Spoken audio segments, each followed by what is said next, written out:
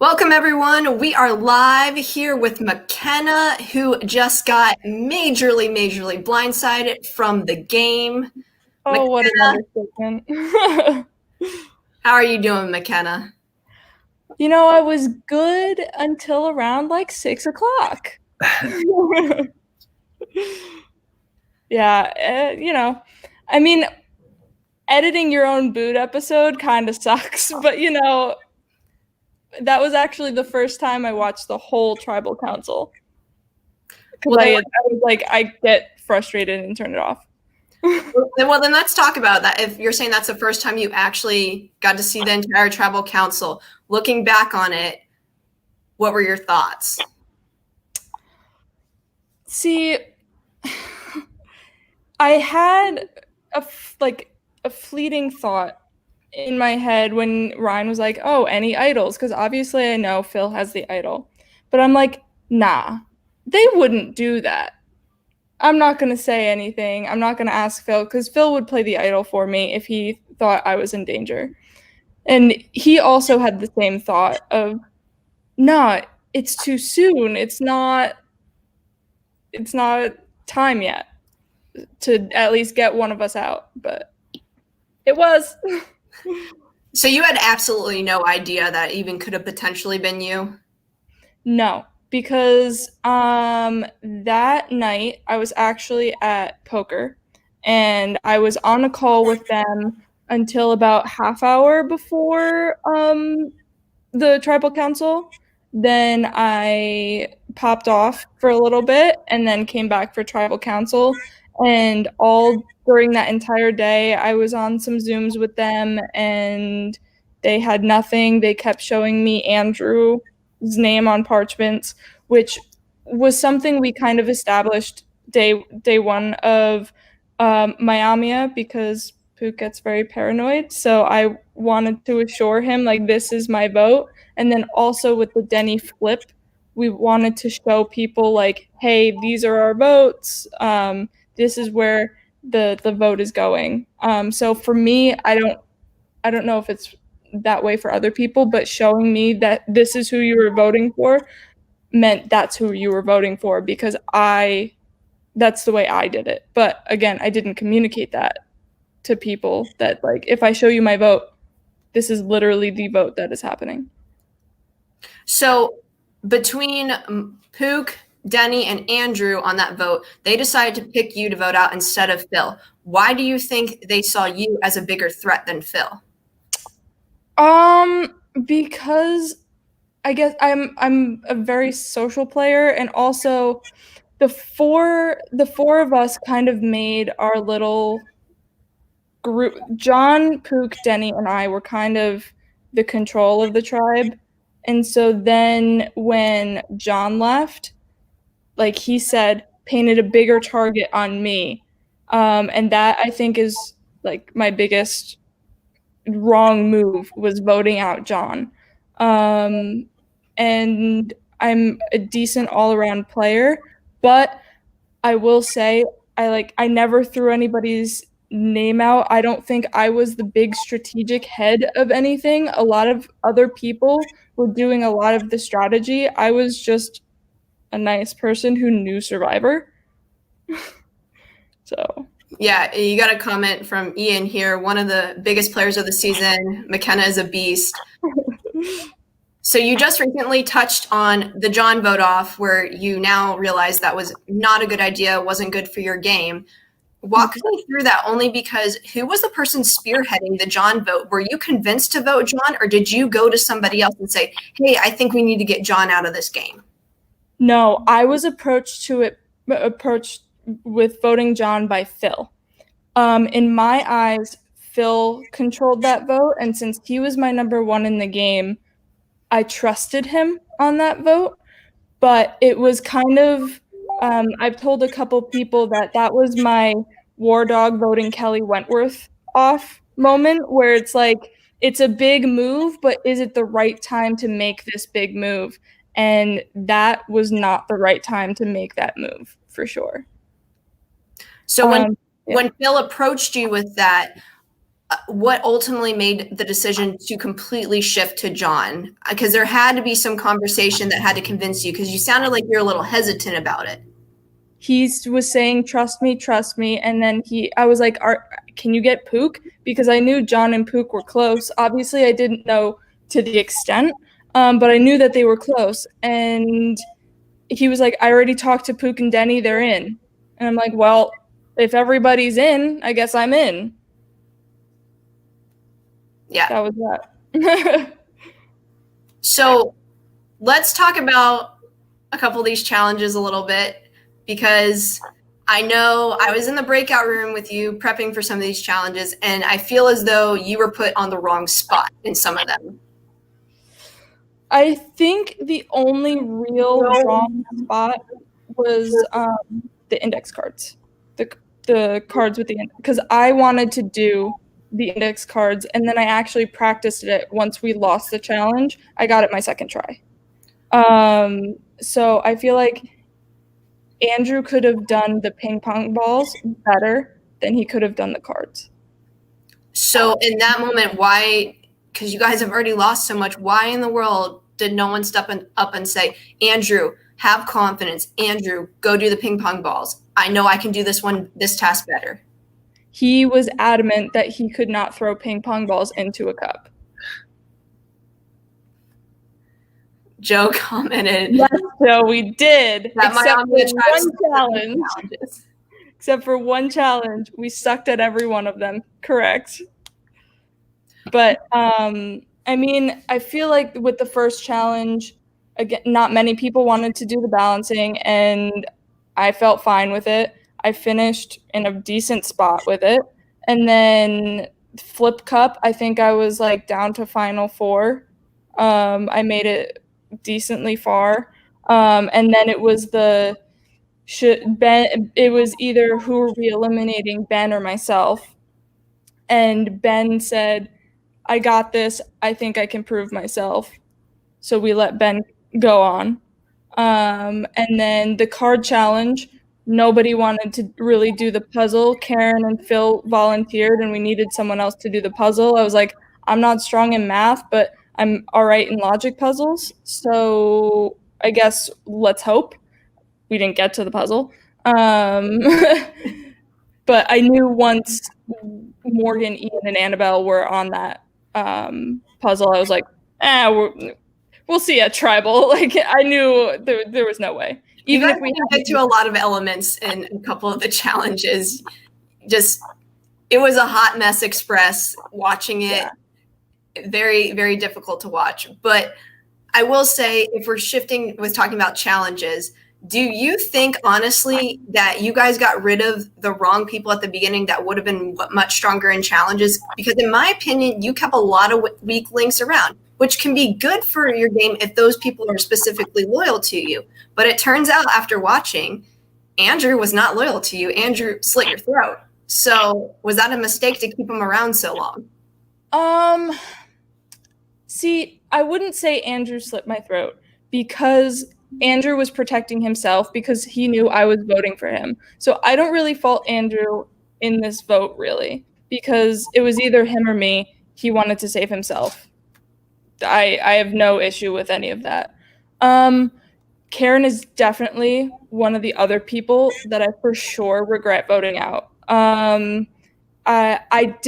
We were never able to put to the test of how much she wanted to work with me. So when looking at all these confessionals back again, while editing, I found out, oh crap, Karen legit wanted to work with me. But because there was no swap or anything, we were never able to test any of that.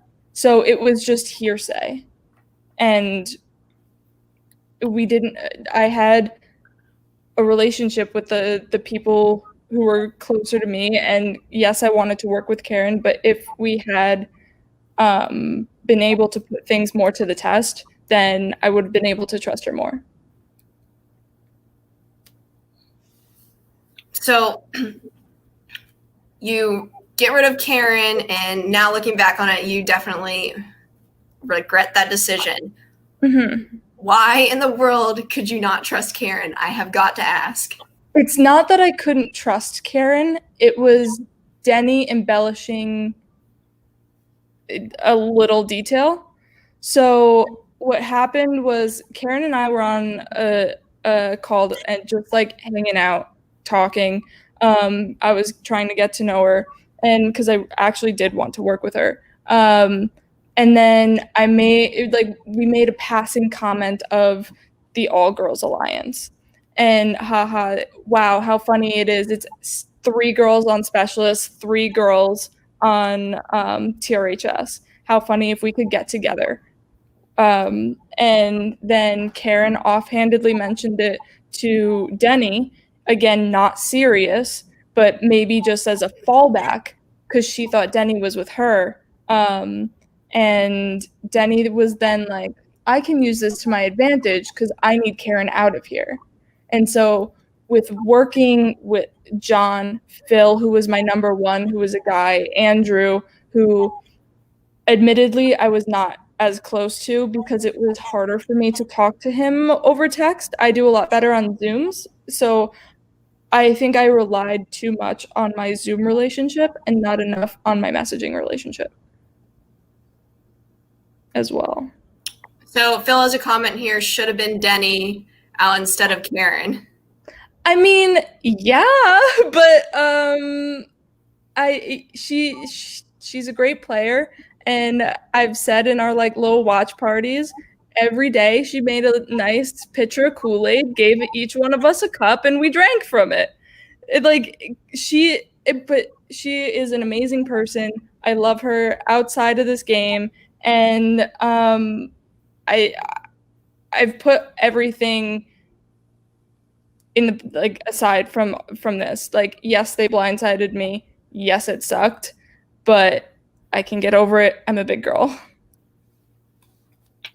So I want to know the relationship between Mikey and Denny. Did you know how close they really were when you were a player in the game? Or did you feel that you were closer to one or the other than they were themselves?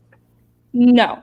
So I knew they were a tight 2. I did not. I knew I was never going to get as close to either of them as they were going to be to each other. What I didn't know is I thought if I was telling Denny something, we had enough of a relationship where it could be a her and I kind of thing and not a her and I telling Pook kind of thing. So that was one of my mistakes, was trusting her a little bit too much. So where I trusted her a little bit too much was because I really wanted to go further in this game with her. So I was like, yeah, if it got down to the 4 of us having to go to another tribal council, I'm probably going to want to vote Pook out because I trusted Denny. Not necessarily that I trusted her more, but she was a lot easier to be with. We vibed on the same wavelength, and she was not paranoid. So I would have rather kept Denny in the game. So Denny then tells Pook this, and Pook is like, all right, McKenna's got to go. But if we went down to tribal council at that 4, it would have been 2v2. It wouldn't, like, nobody, like, I wasn't flipping on Phil. Denny and Pook weren't flipping on each other. So, and I felt at that point the odds of us going to a 4 tribal council were gonna be low. But we'll see. We'll see if Miami has to go with 4 of them to tribal council.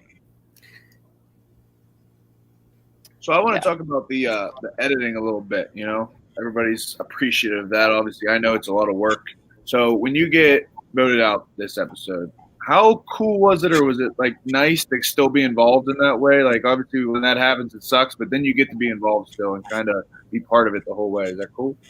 Yeah, I loved it because it also eased me out of the game and brought me into the game in a new way. So when I got voted out, you can ask John and Annabelle. they got some rants. They got the brunt of everything. The fire, it was bad.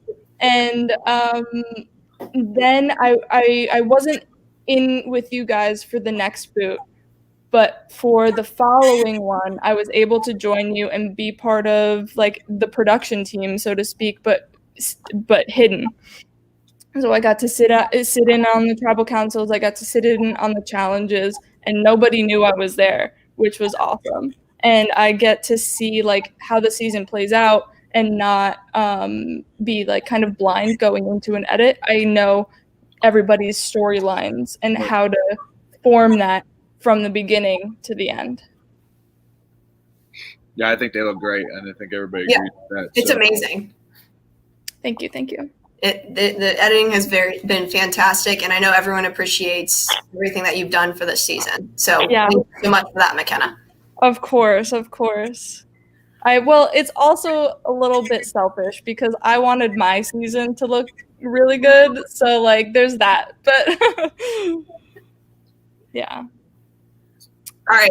I want to touch on some alliances here.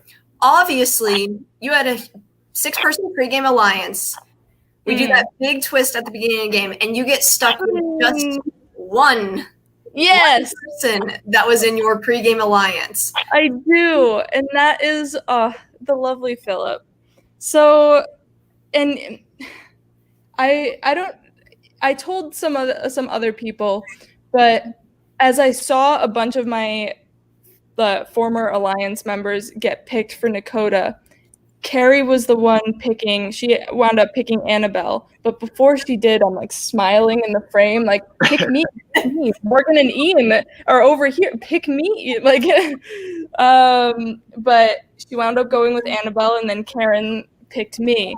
But it was a shock because I had pretty much nobody in my core, so I had to find that real fast. And Philip was in my original pregame alliance, and then John and I actually got to talk with each other and connect. And John and I really connected, and more than I thought, because I thought he was more of a game bot, but he's a human, despite some of his confessionals of being the monster and all that. But yeah, and then Pook brought Denny into a call that we were trying to find an idol on day one, like right after the challenge.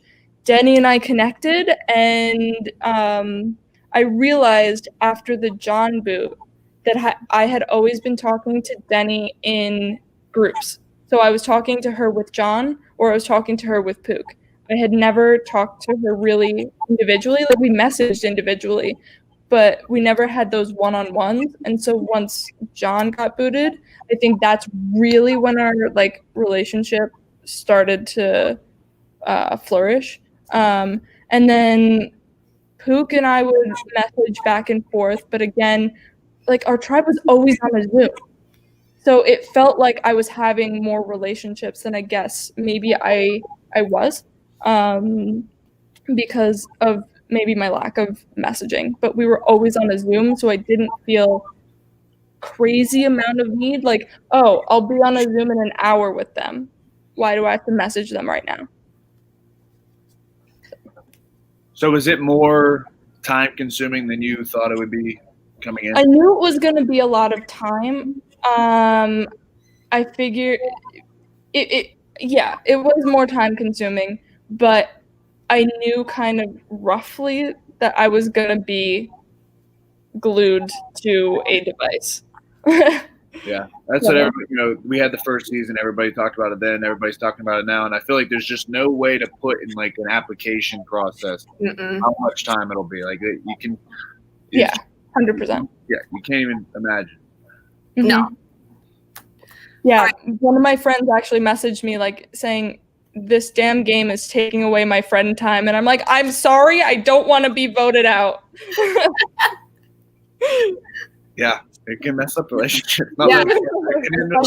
Especially people that are in relationships with other people, or if they're married, they have kids. It just depends. Yeah. It makes a huge difference because if you're someone that's just single and chilling, you have more time to talk to some people. But everyone else that has families and commitments, it's a lot to put into the game. Yeah, for sure. All right, I have a scenario for you because I love playing scenarios. I love them too. Let's go. All right, here we go. So say Andrew goes home on that boat, then it's just Pook, you, Phil, and Denny left on the tribe. Mhm. And you have a few of your specialist people over there on the Nakota tribe. You end up linking up with them one way or another, whether it's a swap or a merge. Are you going with those people or are you sticking with the people that you were with? So I would want to join forces and then try and get as far as I can without making that decision. So while being on Miami, at the beginning, I was like, I'm sticking to the six. Once we can get back together, it's the six. Then Annabelle gets voted out. I'm like, I'm pretty sure it was just a self-preservation vote, but also there is no six anymore. And then I'm also forming so many relationships with the people on Miami and getting super close with everybody. So I'd want to try and merge them together.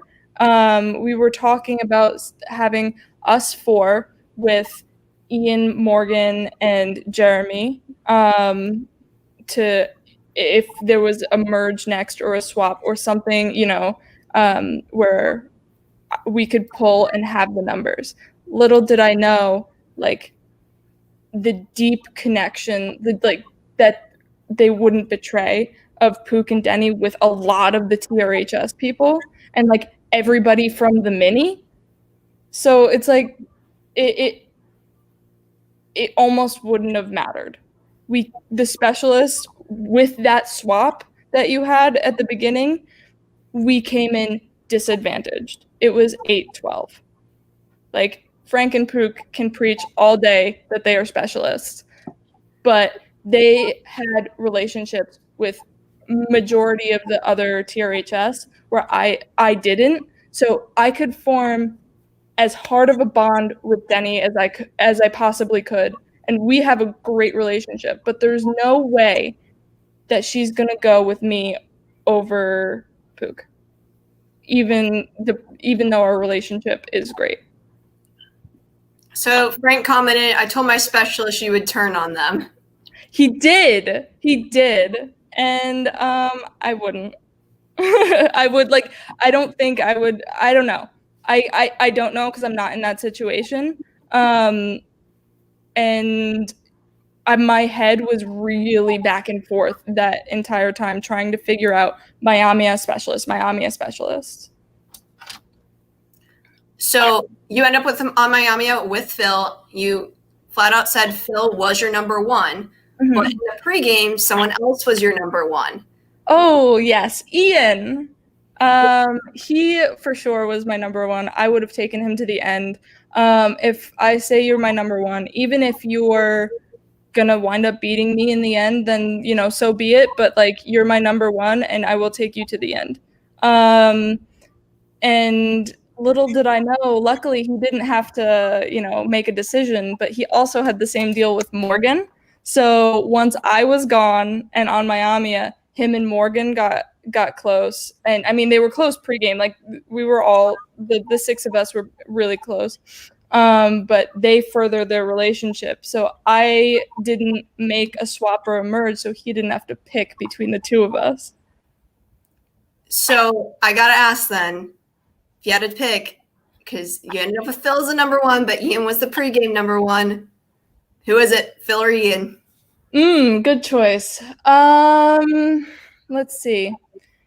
I feel like Ian flat out told me he's probably not going to take me to the end. Phil told me he's 100% taking me to the end.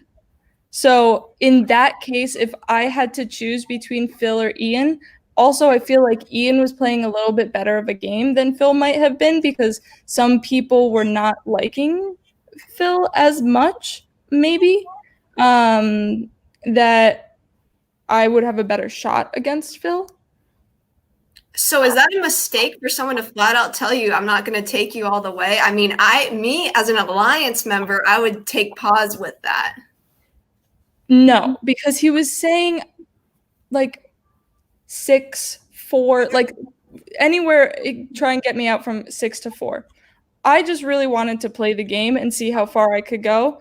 Sure, do I want to win? Yes. Like everybody wants to win the game, but that wasn't my ultimate goal. I wanted to see how well I could do, and how many how far I could get. And Survivor's a crazy game, and I wanted to experience the twists, the turns, the idols, the blind sides, even if it was on me. Like, hey, by going out in a blind side, in my opinion, feels like you're doing something right, because you're that big of a threat that they can't let you know that you're going home because of maybe an idol, because you're smart enough to find an idol, or like you're a social threat, so you could try and turn the votes. So we get this comment here from Robbie. Yes. The world was ripped off by missing out on Ian and McKenna. Yes, they were. They were robbed.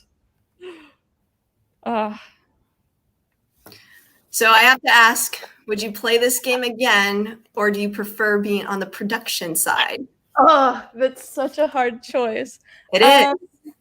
I would love to play again. I would love to be production. Like, give me all the ORGs. If I don't make the cast, get me on the production side. So I'm down for any and all. Wow, that's commitment. Yeah. Oh, I got nothing better to do. Yeah, Alex just said, why not let her do both? Well, that would be a little bit of cheating. I was lucky to do both because I got booted pre-merge, so I could know what happened. I'm not on the jury, so I don't have an impact on the rest of the game. So I could see people's confessionals, I could watch tribals, I could do all that. And yeah, it was a lot of fun. A lot of fun. We enjoyed having you. Yes. Thank you. We did enjoy having you. So if you were to play again, what's the biggest thing you would change in your game? John and I were talking about this, and I was like, how do I lower my threat level? Because I didn't know that I was such a threat, because I found out after the game from Frank, from Corey, from Jeremy, from John, who then Pook, that they wanted me out, not keep me around for a couple of, no, they wanted me out now. So I need to align with a bunch of huge threats, and that would be my way going forward, and not eliminate them. It's gonna get tricky toward the end, because you have all these huge threats, but you have to pick and choose your battles. It's either you're a huge threat and you're fighting for immunity the entire time, or you maybe lose at the end. So I have one more question. I know Ryan has another question too, but sure. My last question is, would you ever work with Pook in a game? No. Okay, so I feel like, and Karen has messaged me many a time. I feel like with Pook, you have to play with him to know not to play with him again, because you can watch his first game, you can get advice from other players, but when he's talking to you, you believe it. And you have to know kind of his antics of how he works, and how he works is not conducive to how I work. Now, yes, is he a big threat level? Sure. But like, that is some person that I'm willing to be like, no, I'm not working with you. Sorry. Because it was the most stress I have ever had, because he would message me saying, how do I get you to trust me? How do I get you to trust me? And I was like, just don't question me. If I tell you something, I'm telling you something for real. Like, I don't think I lied in this game, which, shocker. But I mean, all right, Karen. But like some of my vote outs, yes. But like the relationship wise, I never lied about that. Joseph, I know, Joe. I know, but you have to play with him to know not to work with him. Like, you can tell. You could have told me day one till the cows come home that don't work with Pook, but I was gonna still work with Pook. Also, if I did go with them on the first vote, and Denny was still flipping, so it still would have been a tie. And where was I going from there? I didn't have relationships with anybody on the TRHS side. So if I flip and it wound up TRHS winning and I flipped to go with them, I wasn't lasting very long. So I was almost in a situation where I was forced to work with Pook. I don't know. And John was really close with Pook, which I knew pregame. So I couldn't go to John to be like, hey, let's get Pook out. But I needed him for a number. I understand. But, everyone had that question about if you would ever do it again, would you play with them? If you could pull that comment up from Pook of winners play with me, think about it. Yeah, so I tried, and you voted my ass out when you said, hey, I want to fall on the sword, and not be sneaky. I tried to work with you, and you stabbed me in the back. Oh, man. Ryan, you have any other questions? I do not. This has been fantastic. This has been a great interview. McKenna, thank you so much for coming on with us. And thank you again from me and from everyone else for all the editing that you did for this season. It has been incredible. I'm looking forward to watching the rest of the episodes. I know all the viewers are as well. The next episode will be dropping tomorrow night at 6 p.m. Eastern time, and then we will be back with another recap and interview at 8 p.m. Eastern time tomorrow night. Thanks again, McKenna, for joining us. Oh, you're so welcome. And I will see everyone tomorrow night.